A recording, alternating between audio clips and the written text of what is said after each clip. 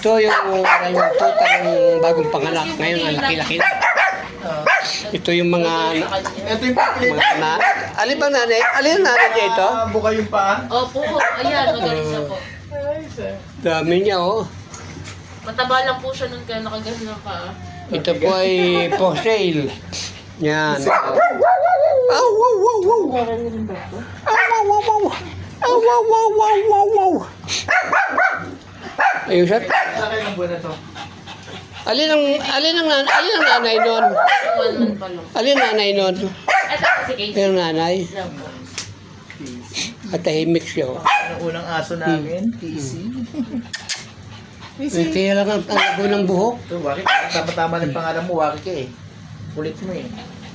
Dapat po sasabay siya ng pagupit. Oo. Kaso bawal daw po. Ay, buntis. Opo. Kasi yan pag buntis, ano yung gagano'n katawan, baka makunan. Eh, ano po si Glenn dito? Andiyan na. Dito, Meto. Ano? Nagbubuhat ka pa. Magpapalaki ka ulit. Doon sa bahay, iuwi mo yung kay Melbert na ano, hindi naman ginagamit. Gusto na din.